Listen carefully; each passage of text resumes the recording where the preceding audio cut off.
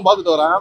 படத்தோட கதை என்னன்னா, ஹீரோ வந்து ஒரு பேய், அதாவது ஒரு ஜின்னை வந்து வீட்டில் வந்து பெட்டா வந்து வளர்க்குறாரு. அதுக்கப்புறம் என்ன நடக்குதுன்னா படத்தோட ஸ்டோரி.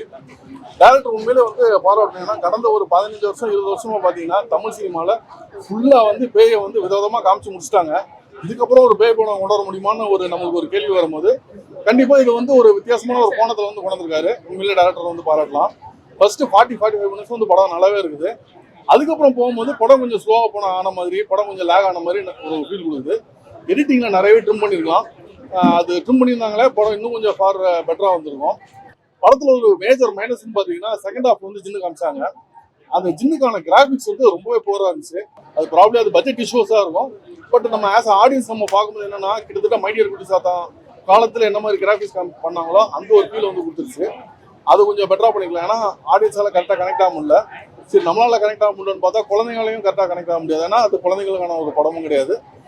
உண்மையில டேரக்டருக்கு ஒரு நல்ல ஒரு திறமசாலிங்கிறது கிளியராக இந்த படம் பார்க்கும்போது தெரியுது. கண்டிப்பாக ஒரு நெக்ஸ்ட் படம்லாம் ஃபார் பெட்டராக கண்டிப்பாக பண்ணுவார். கிளைமேக்ஸ் வந்து குட்டிமான ஒரு சாங் வச்சாங்க. செம்ம பெப்பா செம்ம சூப்பராக இருந்துச்சு. உண்மையில வாய்ப்பே இல்லை அந்த சாங். அந்த சாங்கை வந்து இவங்க வேஸ்ட் பண்ணிட்டாங்கன்னு சொன்னோம். எண்ட் கிரெடிட்ஸில் போட்டிருக்காங்க. படத்துக்கு நடுவில் எங்கேயாவது படத்துக்குள்ளே போட்டிருந்தாங்கன்னா இன்னும் அந்த பாட்டு வந்து படத்தை வந்து தூக்கி கொடுத்துருக்கோம். படத்தில் வந்து காமெடி பார்த்தீங்கன்னா ஒரு எண்டு பஞ்சஸ் எல்லாமே நல்லா இருக்கு. பட் அதுக்கு முன்னாடி வர்றது கொஞ்சம் ஒரு கிரிஞ்ச் ஃபீல் கொடுக்குது. அதை கொஞ்சம் பெட்டராக பண்ணிடலாம். ஓவரால் இது ஒரு ஆவரேஜான படம். ஃபர்ஸ்ட் 45 மினிட்ஸ் நல்லா இருக்கு. அதுக்கப்புறம் கொஞ்சம் லேக் இருக்கு. ஓகே, ஆக்சுவலா ஜின் தி பெட் வந்து ரொம்ப ஒரு சூப்பரான மூவி, நல்லா இருந்தது. ஃபர்ஸ்ட் என்னன்னு பாத்தீங்கன்னா, இது வந்து 3D பண்ணிருக்கலாம். மேபி அவங்க சைடு பட்ஜெட் இஷ்யூவா இருக்கலாம், என்னன்னு எனக்கு தெரியல ஆக்சுவலா. ஆனா வந்து ஒரு 2 பெட் வந்து சண்டை போடும் போது நம்மளுக்கு வந்து விஷுவலா பக்கத்துல வந்து இது பண்ணும்போது கனெக்ட் ஆயிருக்கும்.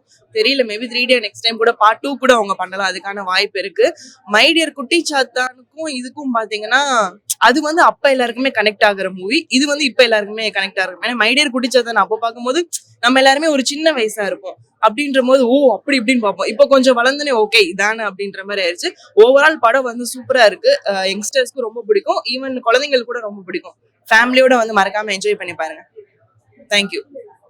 இது ஆக்சுவலி இப்போ செகண்ட் வந்து ஸ்கூல்ஸ் சொல்றாங்க.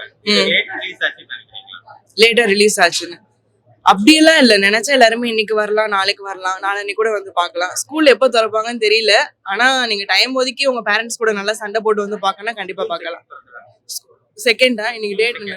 ஜூன். அதான் இன்னும் 2 நாள்ல இருக்குல்ல, மறக்காம வந்து எல்லாம் என்ஜாய் பண்ணுங்க.